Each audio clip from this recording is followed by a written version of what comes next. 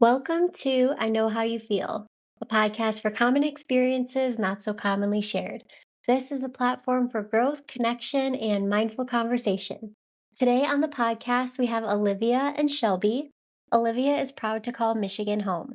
A social media marketing professional by day, she spends the rest of her free time immersed in fantasy books and singing along to musicals.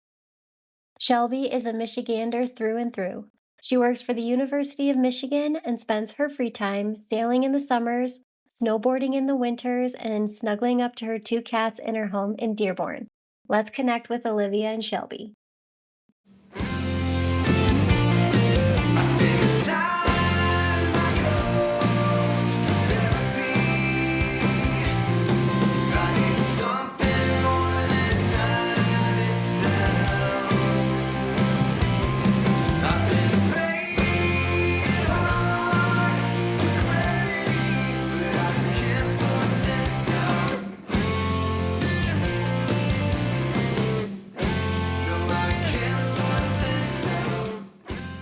All right, ladies, thank you so much for coming on the podcast today to share your experiences with us. I would like to just dive right in. Could you each share a little bit about what your parents have told you about each of your adoption processes? Yeah, I can go first. So I just have a mom. My mom adopted me as a single mother in 1998. It was a pretty small window, I think, when China actually allowed for single parents to adopt. I'm actually not even sure they do that anymore. Well, actually, very timely. They're not doing any international adoption anymore, which I'm sure that's something we can discuss later on.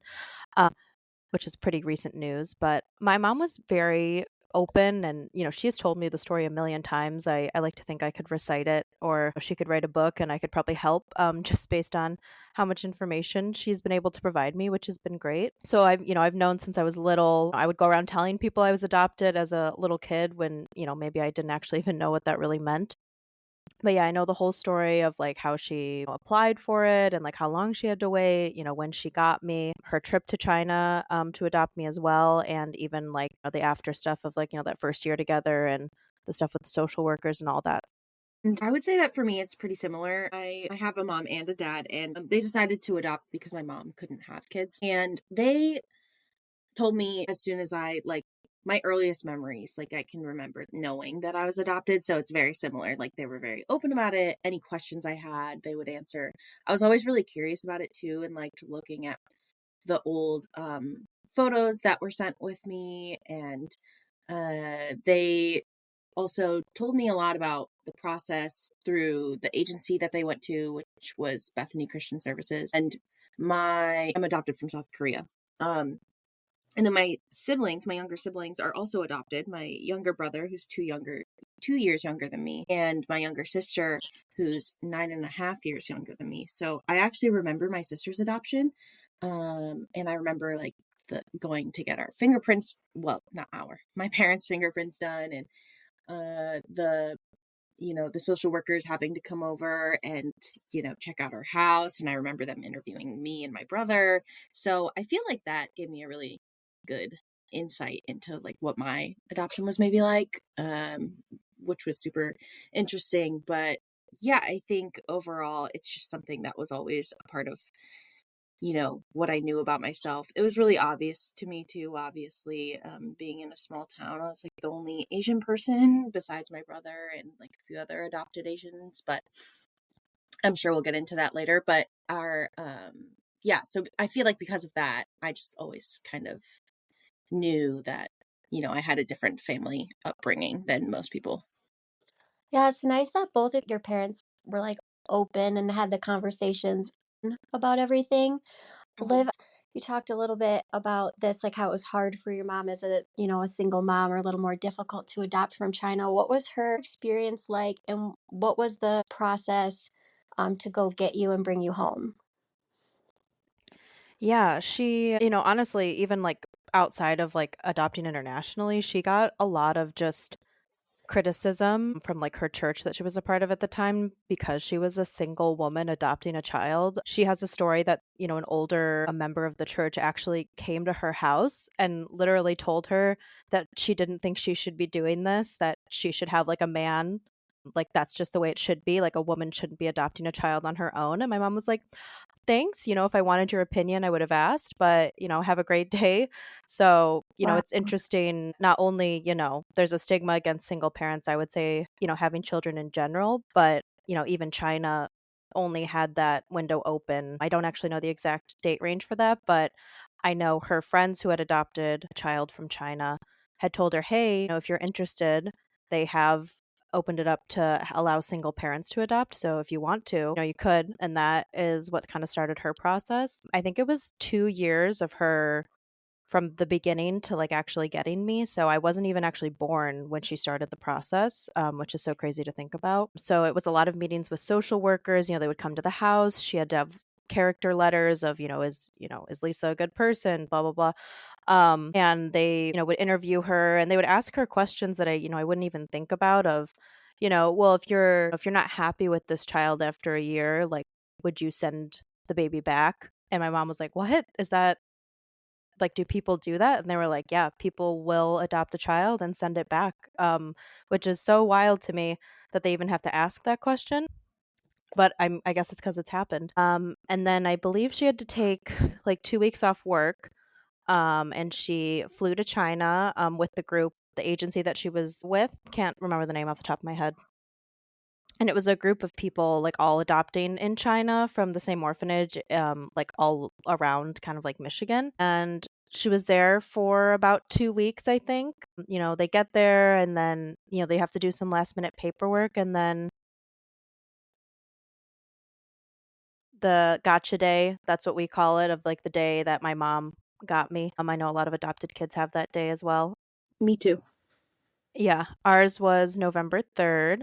So that's what we used to celebrate that a lot as a kid, not so much as an adult anymore. But yeah, and she always talks about how, it was such a, when you get that baby in your arms, like I think I was crying though, just because it's an overwhelming experience to be like handed off to a stranger. But, she always talks about that moment so fondly and how she cried. And it was just, a really, like memorable and emotional moment for her. Yeah, and I remember us chatting before, and you were telling me that I wasn't sure if it was the agency or the orphanage in China. What was the common story, like the backstory, where they were telling people where, their daughters and sons were coming from? Or I think it was particularly daughters.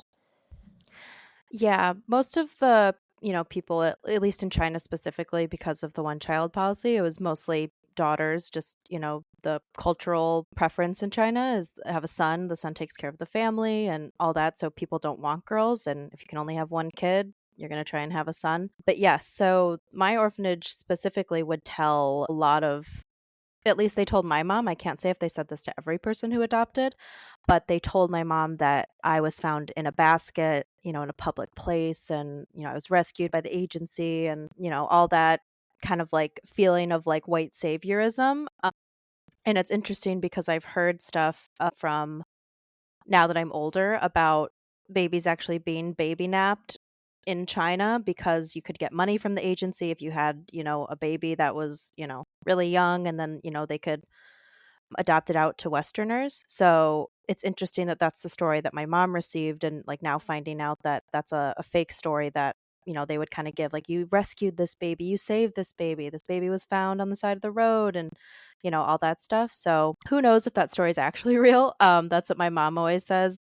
Liv's parents, mom, it sounded like she had to actually go, but how did how did your parents get you from South Korea? Yeah. So the agency that my parents went through, they have a very different program where they partner with an agency in South Korea. So it's actually like two separate agencies, like the American side and like the Korean side, which I didn't learn that until relatively recently. But basically, they, so my parents also started the whole journey before I was even born. And there's like a wait list and everything. And um, when My adoption was finalized though, and I was ready to come home, I suppose you could say. I was around, let's see, my gotcha day is 7-9. So I was around 7 months old, and my parents met at the airport, and agency actually partners with this program. I don't know if it's through Korea or if it's through, their own program or their own agency or anything, but it's called like the Motherland program or something, and basically you can take your adopted children on this tour of South Korea to see, the culture and experience it. And then on the way back to the United States, if you escort an adopted baby who's coming home to their new family, you get your flight paid for. So I don't know if that's still a thing, but it'd be great to do someday if I could. But there was a family in Kalamazoo who had gone on this tour, and so they were the ones who escorted me and took care of me on the plane and everything all the way back to Michigan. And actually, I believe I came into the Detroit airport, and yeah, my parents were there with a lot of our family members. Um, I am really lucky also to have like a lot of video from that day, both from the family that took care of me on the plane, which was really nice of them to do that for my parents. And then my parents also have like a home video, and they had all these people with them, and it's funny looking back at it now because I recognize the Detroit baggage claim, but yeah, so that's where they waited for me, and then have like the video of them getting to hold me and everything for the first time. And yeah, I and then for my sister, she came into a different airport, but I was there for that, and I remember that too. And I was really young, so my memory's kind of spotty because I was only like 9, but I still like remember a lot of that, and I think I don't know, I feel really lucky to be able to remember that about my sister, because then I could have it kind of gave me, like I said before, kind of peek into what it might have been like for my adoption. But yeah, while I was in South Korea, though, still waiting for the adoption to be finalized, and, for those 7 months after I was born, I was with a foster family. Um, and so I have a lot of pictures from that time as well. There also, I have a lot of information about my birth parents in general. And I don't know if this is unique to the agency or if it's unique to South Korea as a whole, but I know a lot about sort of the backstory of my adoption. And, South Korea was different culturally in the sense that they didn't, culturally, it's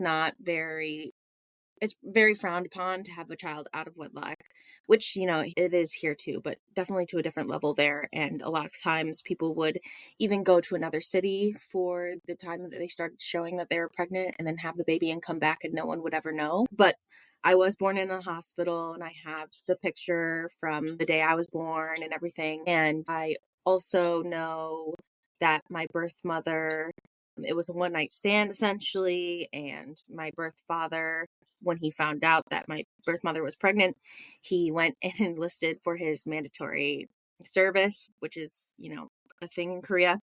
And yeah, I do know that there's a lot of random traits that they enlist on the paperwork. For example, that she was introverted, my birth father was extroverted. I know that she was more quiet, and he was, the opposite, which I guess introverted, extroverted. But that's really all I know about him. They don't have a lot of information, but I know that like my birth mother was a very small woman. Yeah, so I feel really lucky to have a lot more information than I would say most adoptees that I've talked to, at least international adoptees. And I know my brother and sister's stories are probably similar. I don't entirely remember those ones as well, but yeah, and I have some information too about what I was like as a baby. There's a bunch of paperwork on that I've read through too.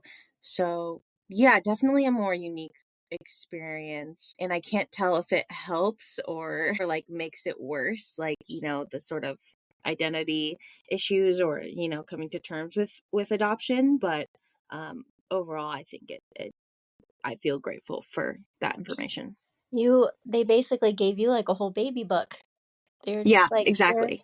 here's your child. I didn't even get a baby book as a second Yeah. child. I think that's really great that, I mean, you guys both had really different experiences, but it's really great that you both came into families who obviously wanted to, keep you connected in different things. I'm curious about each of your experiences. I know that you both were raised in predominantly white communities and what that experience was like. Kind of walk me through from, being younger, the different feelings that you had and sort of understanding that things were a little different than other people's families. Yeah. Well, just to comment on one thing Shelby said for the last question, we have like a joke between us that her adoption included shipping and handling, whereas mine only had a pickup option. So, you Yeah, need and I was privileged in my foster home with eating watermelon on the floor and these cute outfits, and Olivia was in an doing, orphanage. who knows what in an orphanage. Yeah. Aw. So yeah, you need the dark jokes to get you through it. But yeah, I grew up around Ann Arbor, which is interesting because the town I actually grew up in was predominantly white. However, Ann Arbor has like a pretty high like Asian population with like between U of M and just the Ann Arbor area has a lot of Asian people. So it's interesting because growing up in like school, I didn't see a lot of Asian people in my direct school. Like I could probably count on a couple hands how many Asian people there were. But since we were so close to Ann Arbor, that did help in the sense that I was seeing Asian people in life, and I knew that the people that I was surrounded with in my town were also seeing them. So that was at least that helped a little bit. But obviously, again, there's always going to be like ignorance, and when you're not exposed to a group of people are going to ask, rude questions. My mom said that someone at the grocery store one time asked my mom, your daughter's so cute. It's obvious that she's adopted. How much did you pay for her? And my mom, she still says she does not know why or like how she thought of this, but she told the lady she looks just like her father. And then the lady got really embarrassed and walked away. So, that was a great answer on my mom's part.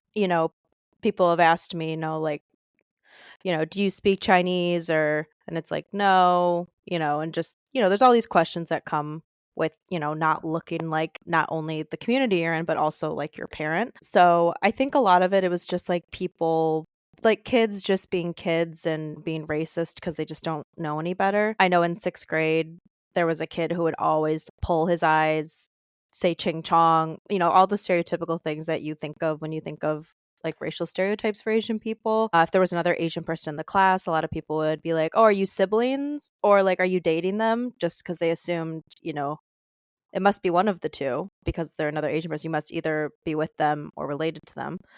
So that was always fun to encounter. But I think I was pretty lucky that the group that my mom went with to China to adopt, they all stayed in contact with each other, with like also the family that got my mom into adoption. They also had their own group as well. So we all kind of like combined together, and there was 6 of us growing up that, were all adopted from China. We all knew that.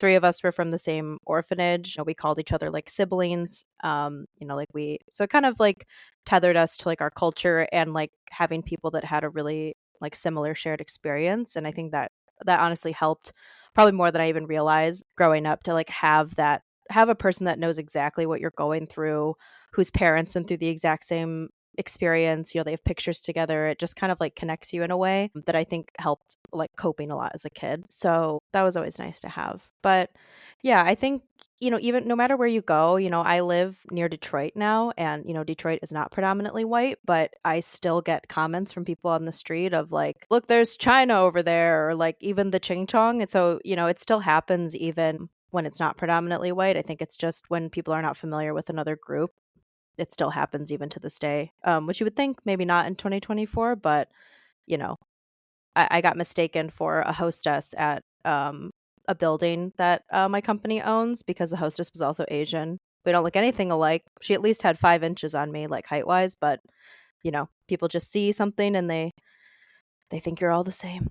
Also, COVID really set us back, the Asian community, of course.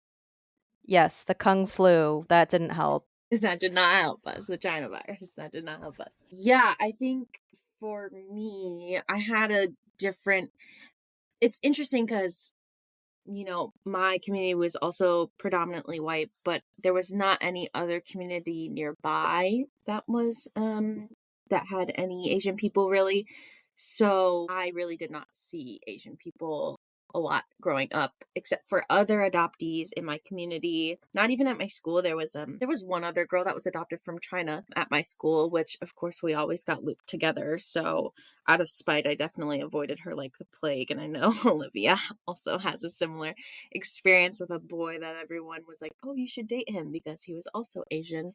Um, and then out of spite, she just did not talk to him. But I think for me, having my siblings was really helpful. But yeah, it was sort of always like, it was something that eventually I just didn't really think about just because I didn't know any better. And, at the time we didn't really have the internet. We had the internet, but my family personally, behind usually with all those things. I didn't really even have a phone until like my junior year of high school. So I didn't necessarily see Asian people in media either. Not that there was a ton of representation at the time, but my sister is still in high school now, and I think things are she struggles a lot more with her identity, and I think it's because she has the internet and can see that there is spaces out there where she would feel a stronger sense of belonging, and I feel that because of that,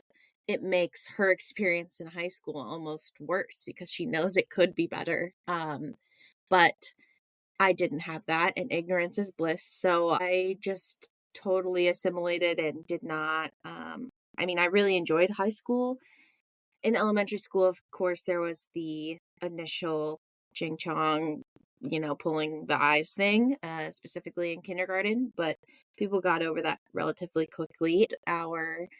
My school is really small. I graduated with 48 people, and half of those 48 people were in the same kindergarten class as me. So, because of that, too, once everyone sort of got over it, or like got used to the information, or knew, like, oh, the Sealer kids, they're adopted, their parents don't look like them, like that's normal. It kind of was a blessing in that way that because it's a small town and everyone knows everyone, it was just kind of like common knowledge. So yeah, looking back though, there was definitely like a lot of stereotyping and microaggressions that like I definitely participated in as a way of coping and as a way of like trying to fit in. And I didn't know that then, but even my brother I think is still unlearning some of those things because he is living back at home right now. And still from time to time, like I just think we we would make Asian jokes about ourselves and things like that. And I think that that was just like,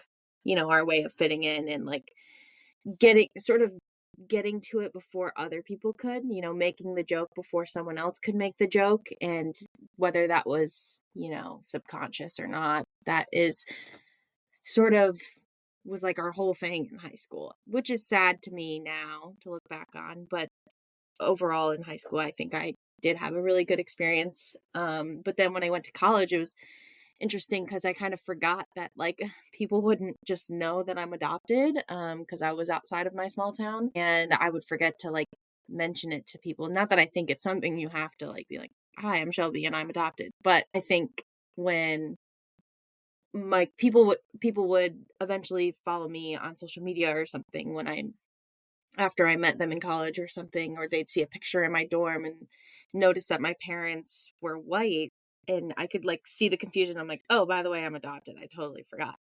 But yeah, there was definitely like a weird thing there because in high school, I felt like not white enough. And then I went to college and I did not feel Asian enough because I felt like my identity inside didn't match what I looked like, but I was still seeing all of these people who looked like me that had completely different cultures and identities than I did.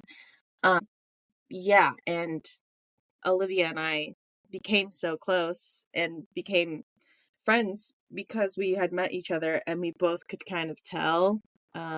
right away because I don't know, I feel like you just get a sense for when someone's adopted. And I think Liv just like straight up was like, "Wait, are you adopted?" And I was like, "Yeah, are you?" And then after that we just like became really good friends. I wanna move into what you were just talking about, Shelby, like talking about identity and kind of having that identity crisis. But I wanted to circle back and ask both of you, after all of your experiences, you were talking about the microaggressions or the different racist comments you experience as adults, how do you call people out on it and educate them, or do you ignore it? Like, what, after going through that so young, how do you experience that now? How do you react? Yeah, that's a great question. I think as a kid, yeah, you like Shelby was saying, you when people keep making those jokes at you, you start to make them yourself because you want to be like, "Oh, I'm not sensitive. No, these don't bother me. So if I make it first, then it's like I'm allowing them to do it."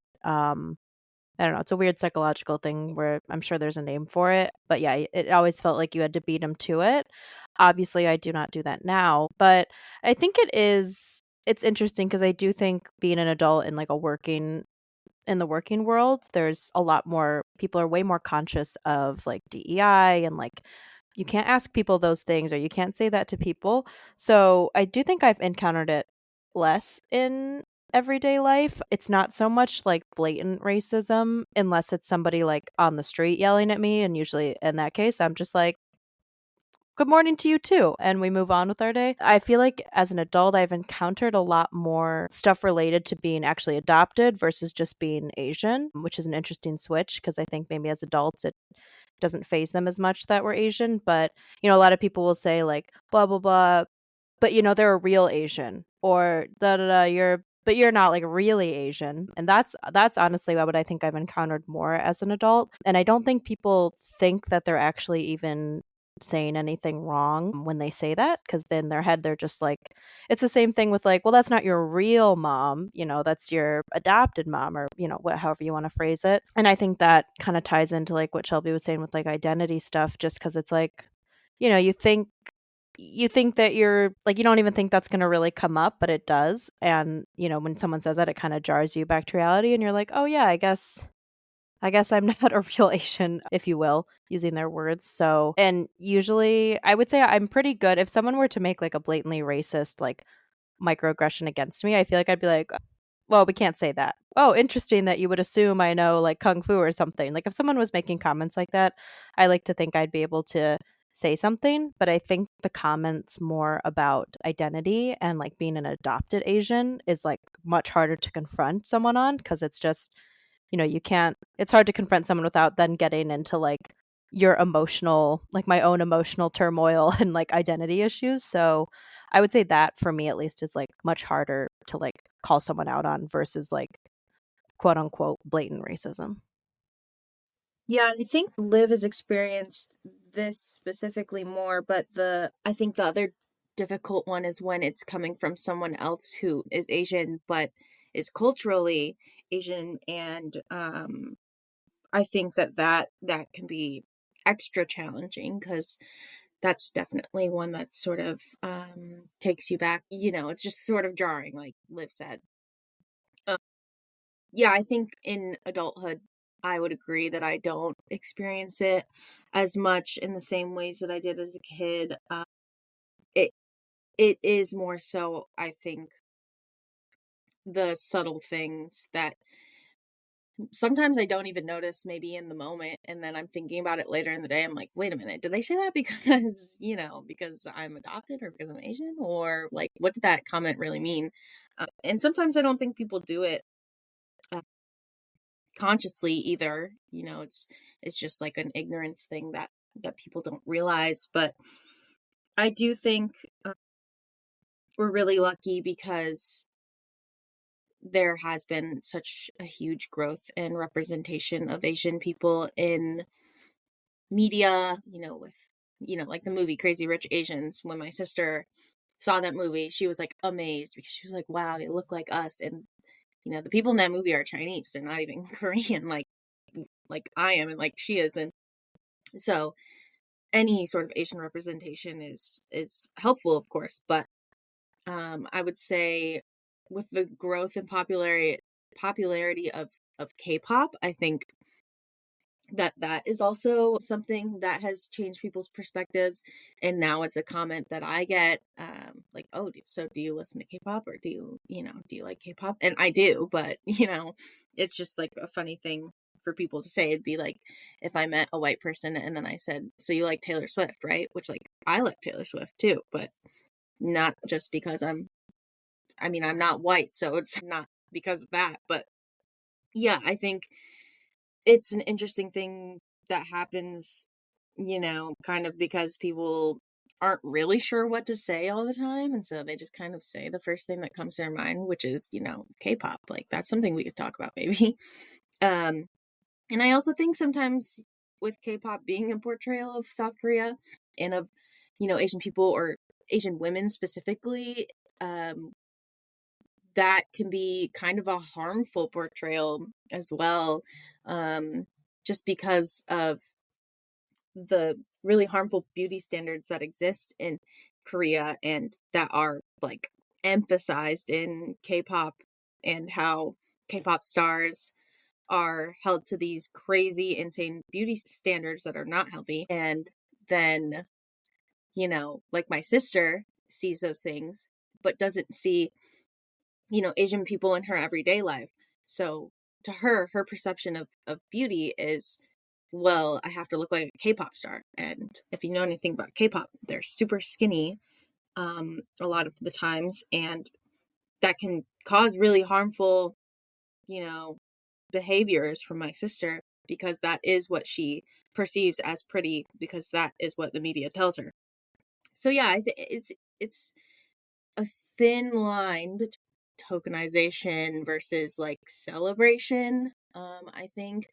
But I'm hopeful that, because it's still happening, it's still kind of young in the sense that it hasn't been super popular for a super long time, like just, regular American pop culture, that hopefully it'll grow and change. And it already is. I think that's really interesting what you bring up about just people just saying the first thing that comes to their mind when maybe they're uncomfortable or they're encountering, people with different experiences than them and they don't really know what to say. So I think that's really interesting that you bring that up. Curious too, because you're talking about your sister's experience and having more representation in the media as she's younger. But when you two were growing up, it was like the early 2000s, and that really wasn't the case. I'm wondering if you experienced kind of a multifaceted, I guess, identity crisis being adopted. And then, like you've been talking about, also being Asian. I know you said you didn't feel Asian enough, and then you weren't feeling white enough in college, all these different things. Like, how did that look when you were growing up? Yeah, I think I can definitely echo that same thing that Shelby said. Is, in high school I really was trying to push away the fact that I was Asian. Like, I didn't everyone knew I was adopted just cuz it comes up, and, when you're young, then everyone knows. But I definitely did not want anything to be perceived like too Asian or too, whatever in that area. I just wanted to be not even necessarily white. I just didn't want to be perceived like as an other or like different than everyone else. I know my friends did like a K-pop dance for like a talent show, and most of them that were doing it were Asian in it, and they were like, "Oh, Olivia, do you want to do this?" And in my head I was like, "Oh my god, no, that's my worst nightmare. I would not want to be caught dead doing a K-pop dance in front of our school. Like, oh my god." And now looking back, I'm like, that would have been like so much fun to have actually done and like had it. But at the time it was like, oh no, I'll be like, that's too Asian for me, blah blah blah. And then, as you go into college, you realize that you know, you were raised by American parents and you went to an American school, so you're actually more American than you realized. But yeah, growing up, the only person I could think of in the media that looked like me was probably Lucy Liu, which, love her, trailblazer. But we had an exercise in school where they asked us, like, who would play you in the movie of your life? And that was the only person I could think of because I couldn't think of a single other Asian actress at the time that would be able to play me. Other people were like, Jennifer Aniston, Sandra Bullock, like all these, they had a whole slew of people to pick from. But at the time, that's the only person I could think of. And I was like, wow. Like, that's it.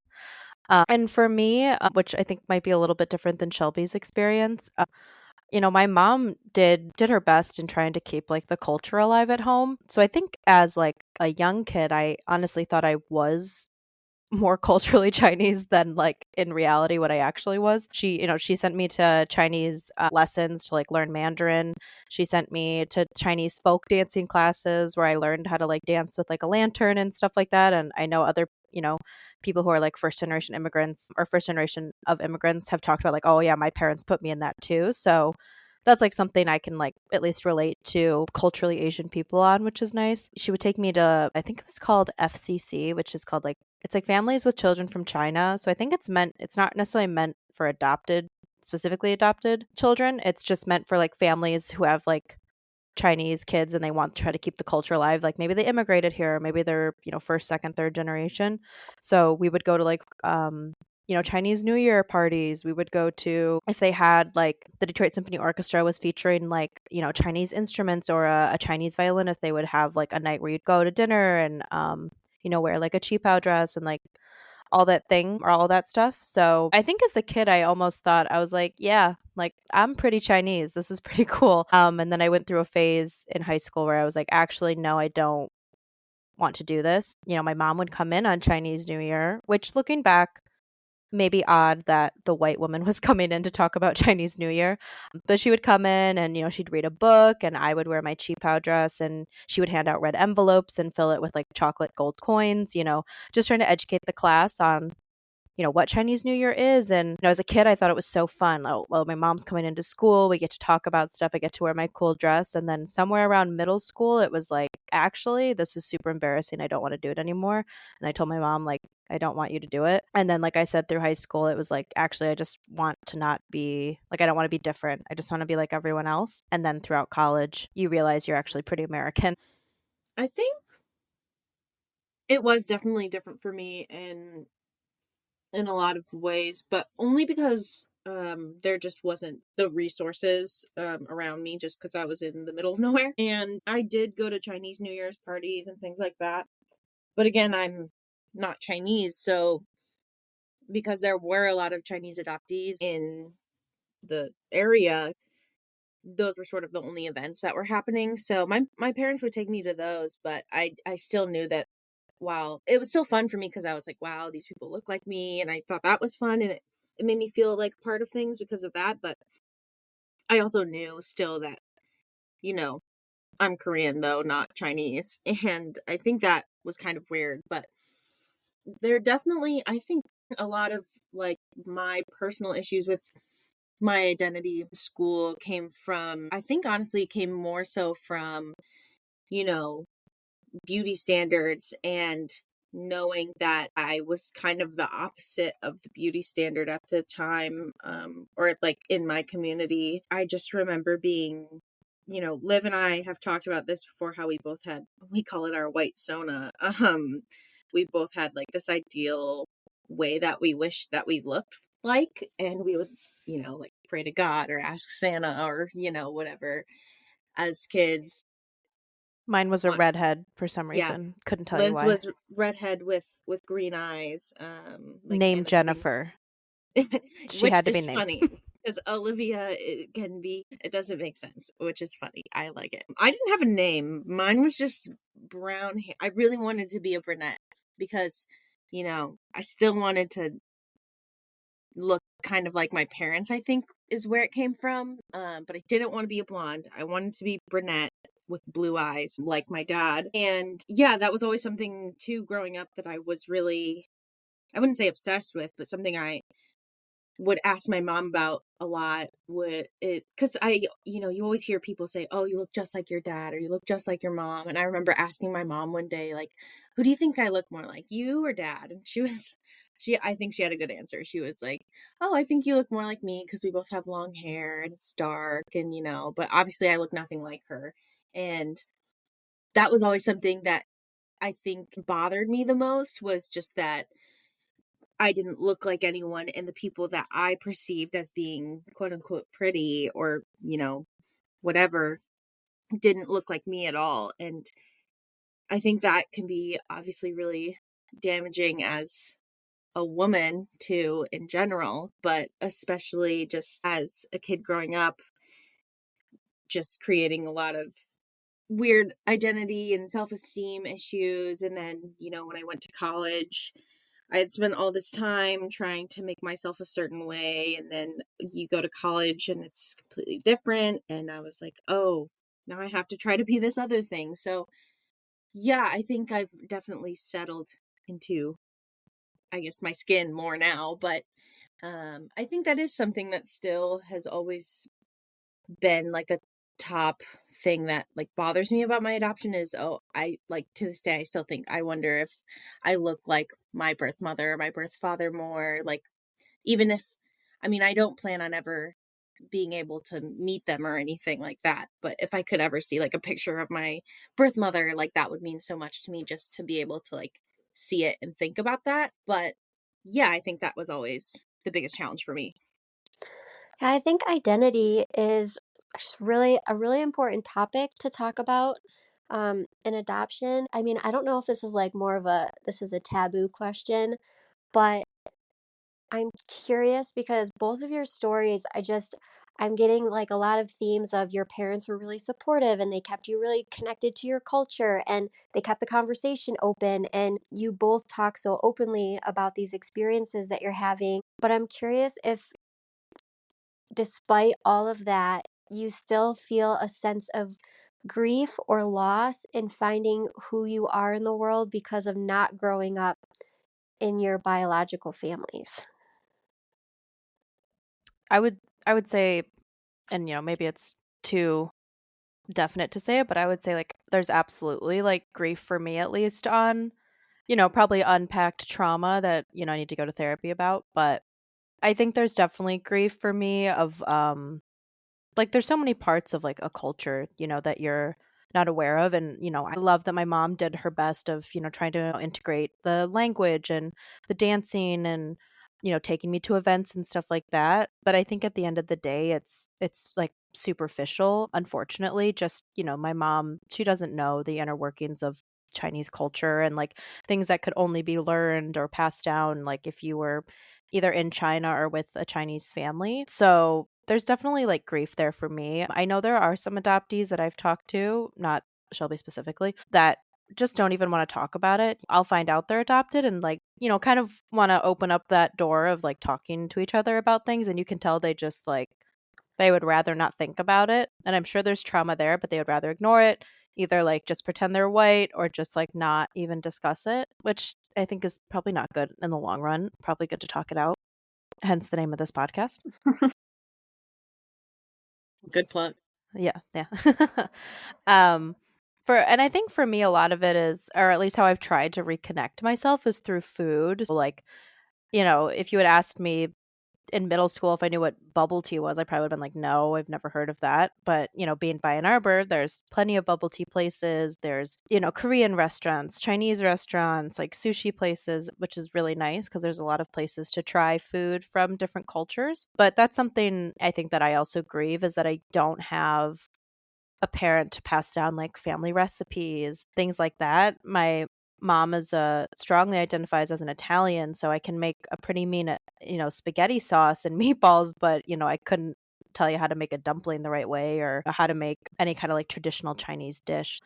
Yeah, I think it's something that you just have to kind of like come to terms with that you'll never have that experience, unfortunately. But I had a good friend growing up who she's Thai and Chinese, and her mom would always say like, I'm your Asian mom, you, and she would say me and her daughter, my friend, like, you're my twins and stuff like that. So I think I've encountered people in life that maybe have recognized that there is like a loss there and have kind of like attempted to fill in like that gap, which I think is a nice gesture. But of course, they'll that part will always be missing, I think. And it's just something to you just have to work through.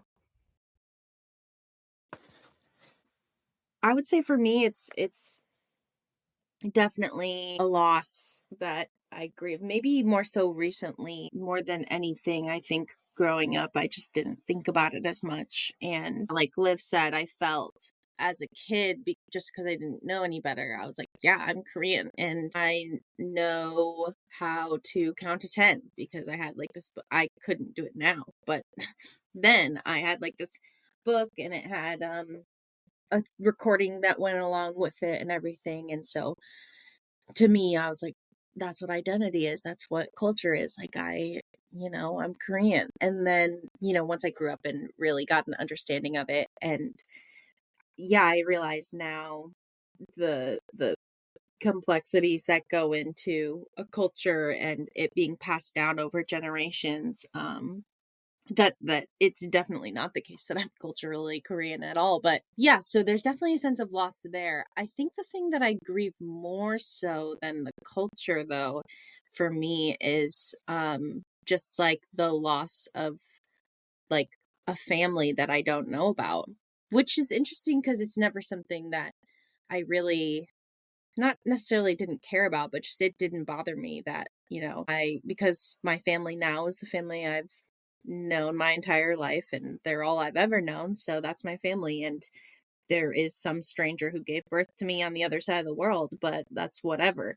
But I think now, as I'm like getting older and starting to think about having a family of my own, I think that I think about it a lot more and I think about, the potential of my birth mother to have another family now and like wondering about if I have half siblings and things like that. And there's this TikTok filter that went viral for a little while that shows you what you look like when you're older.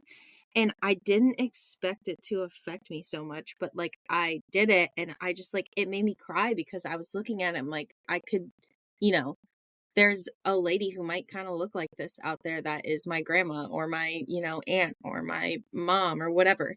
And yeah, I think that's one of the biggest things for me is just knowing that there's someone out there cared about me at one point and wanted me to have a better life. And I think more so just like thinking too, like hoping that she has a better life now and like, that my her giving me up for adoption helped make her life better.